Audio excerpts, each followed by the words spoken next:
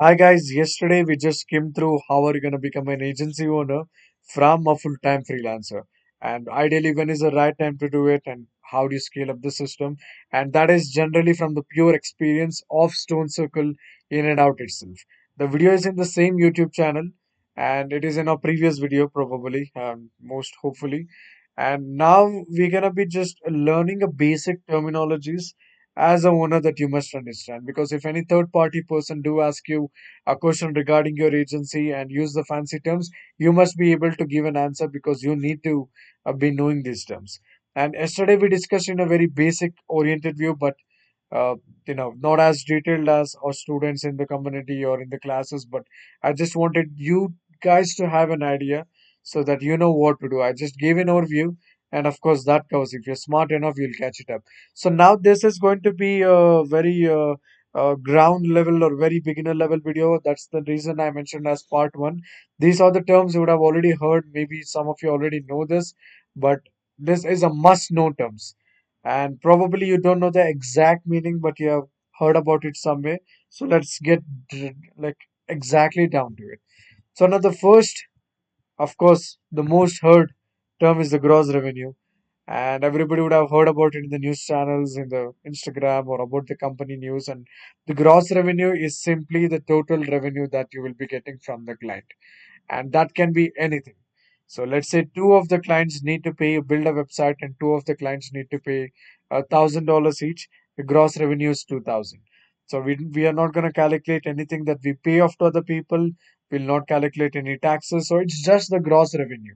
So what is the revenue that you're expecting in this month, and what is the total money your business earns before any expense? So it's very simple, and that is the gross revenue. You don't need to calculate anything. You just need to tell what you have pitched to the clients and what you're getting every month. That will be your gross revenue.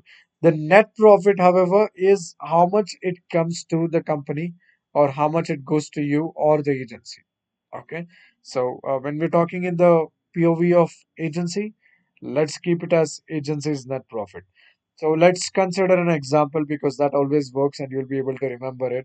Let's say you edit a client's video, or your agency edits a client video, to put it better, and the total profit sorry the total gross revenue is $1,000 from that client. Let's consider there is only one client and he's going to pay $1,000, and you're going to pay $400 to the editor and $500 to the software. Then the net profit is, of course, $500. You have to subtract what you give, and you have to keep what you will be getting, paying all the costs, other costs that goes to the different aspects or different metrics of it. It can be an employee, it can be a software, it can be a tool, it can be anything. What you get at the end of the day or end of the month is your net profit for that particular term. What is cost of delivery? The cost of delivery, of course, is the price that you pay in order for you to deliver it. Let's say the person wants you to handle a social media agency, social media of that client, and you're going to be charging $1,000 for that person. Again, let's consider 1,000 just for an example, because it's easier number and you'll be able to do the math better. And you have to pay 300 for the editors, you have to pay 100 for the software tools, and there is 100 miscellaneous expenses. So the cost of delivery is how much? 500. Or let's keep a better example because 500 messes it up.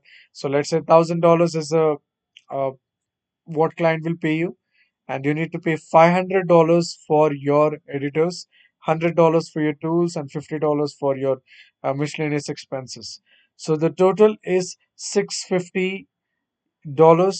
That is the cost of delivery of that one client. So for that one client, 650 is what it takes. That's the cost of delivery. So if somebody asks you what's the cost of delivery of that particular client or a project, you need to calculate everything, every expenses that you're doing as a company on that particular client, and you need to tell the cost of delivery. You don't need to calculate the gross revenue. You don't need to calculate the net profit in it. So what are the profit margins? Profit margin is very interesting. So let's say how much revenue you keep, like a profit. So let's say it's $1,000 project and you get to keep 400. Now, what is the revenue? So, similarly, it's there is an example below. You keep 4,000 from a 10,000 revenue. So you just need to go ahead and calculate it. You just need to go ahead and calculate how much is the profit margin. So you get to keep 40% because 60% of the total revenue went to the employees or the other miscellaneous expenses, and you're keeping 4,000. So it's going to be 40%, and you can do the math. So how can you do the math? You can go ahead and divide your profit that you have divided by your total revenue into 100. So now you're going to be getting the percentage according to that. So the revenue that you keep divided by the total revenue into 100 will give you the profit margin. And you need to always have this figure in mind. So if somebody instantly asks you what is the profit margin for this project or for this particular client, then you need to be very quick at it. Of course, nobody would ask you except the investors or people who are already keeping it in check, but profit margin will also determine how much your company has capability to earn. So you need to keep it as high as possible. So ideally, any profit margin more than 30% is all right. What is the capacity? So capacity is how much a person can handle or how much a team can handle at once. Now the capacity should be high. Let's say, for example, I'll come back to the first point about the capacity being high. But let's say one editor can handle three clients, then his capacity is three. So if we hire two editors, that means the total capacity will increase to six. It's very simple, self explanatory, and it's on the screen. What is utilization? Utilization always keeps your team in check or keeps yourself in check in order for you to get a right understanding about the team, and anywhere from 70 to 90% utilization is better. I'll tell you, let's say you can handle four, or your employee can handle four projects at once, but he is currently at two projects. So he's currently doing two projects. So then it's 50% utilization. That means it's bad. Now you can see here, editor can handle three clients, but is working only on two. 66%, not bad, not good, but somewhere in the middle. So you need to give him some extra work, maybe of your own agency, to match up with the 70 to 75%. So utilization is important to keep, uh, let's say, a check on what the team is doing, and it's good for you. Good for you to know that how much of your capacity is actually being used, and what are the remaining backlog capacity. How are you gonna go ahead and utilize it is up to you. So utilization will give you that important aspect. So SOP is step by step design for doing the work, and it's on the let's say step by step work, and it is for doing a complex work, dividing it into simple tasks. Let's say there is a huge task, do a website, and that is just a major bigger picture, and you need to divide it into the minor daily task, weekly task, monthly task, and it's very simple as it is self-explanatory. Let's say the first day or the first week you'll go ahead and design it, and you'll be adding everything, and the next week you go ahead and start building it. You build three screens, and the other next week you build three. So it's the step by step system for doing the work the same way every time. So you will be having the checklist which you will be following it. So if there is no SOP, then it's a chaos. I mean, you wouldn't know what to do. You'll feel it's too much on plate. But if you have a right step by step guide, a system, then you'll be able to follow that. And if you plan it right, then you'll be able to do by the deadline. It doesn't feel chaotic. It doesn't feel pressurized. So, what is delegation? So, delegation is a leadership terminology. You need to give a person some level of delegation, let's say giving responsibilities. Now, you cannot go ahead and tell, I need this edited video. So, you can go ahead and put it in a way where you can inform your employee that he needs to take care of the client project end to end. So, if you give him the sense of responsibility, he'll be able to go ahead and do it better. And he'll be able to go ahead and do it much better. And the reason is because he doesn't feel like taking task, he feel like it is his responsibility. The reason for delegation is for the employees to take ownership so that they doesn't feel left out. So delegation is a leadership term which is very important. Cash flow is the most debated concept of all the time. Now let me tell you something. Even if your business is profitable, there can be cash flow problem. I'll tell you why. Let's say client owes you 5,000 US dollars and he owns you 10th of this month or 10th of every month. And let's say you need to pay a client $2,000. Sorry, you need to pay your employee or your editor or a freelancer 2,000 US dollars 5th of the month.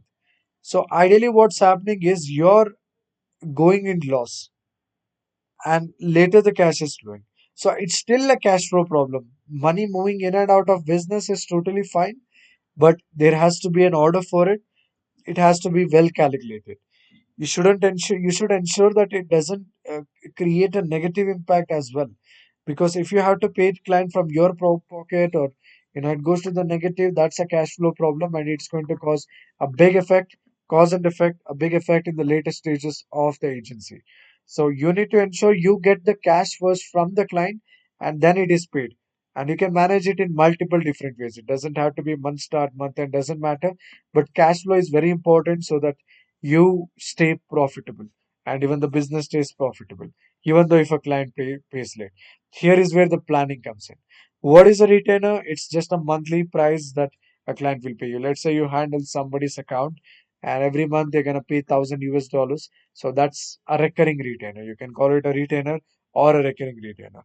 Burn rate is how much your business spends money monthly. So let's say you pay $1,000 to the employees, and you pay 200 to the freelancer, and you pay 100 to the tools, domains, everything. Then adding all that is your burn rate. So how much do you spend in a month is the burn rate. And why is it important for you to know the burn rate? Let's say all of the client backs out. There are no clients with you right now. There are absolutely nobody who's going to pay you. So burn rate will decide how much further can you push without having any payment. So let's say you have some savings in the bank. How much are you going to push? So burn rate will calculate how many months are you going to survive without having any payment or the clients. So that will help you to be more aggressive or less aggressive depending upon how it has to be taken from the burn rate. So owner versus operator is operator does the work and employee, owner is managing people. So or designing a system. So that's what owner versus operator is. If somebody goes ahead and you check out Twitter and you find owner operator post, this will be the literal meaning. So these are all the terms for today I wanted to discuss. The part 2 will be a little bit basic oriented, but it's an intermediate. Part 3 will have a very intermediate level terms. Part 4 will have a very advanced terms with different complex calculations, formulas, and examples that you'll get literally confused. Because even I do get confused at this point of time. Even trust me, even I do get confused of those terms. So we'll make it 4 parts and we'll go advance every time. But if you cannot understand this, you wouldn't be understanding that. So I believe this is a very easy terminologies that everybody are aware of. But when you reach to part 4, you will literally sweat because there will be a lot of formulas and checks in place. So thank you guys.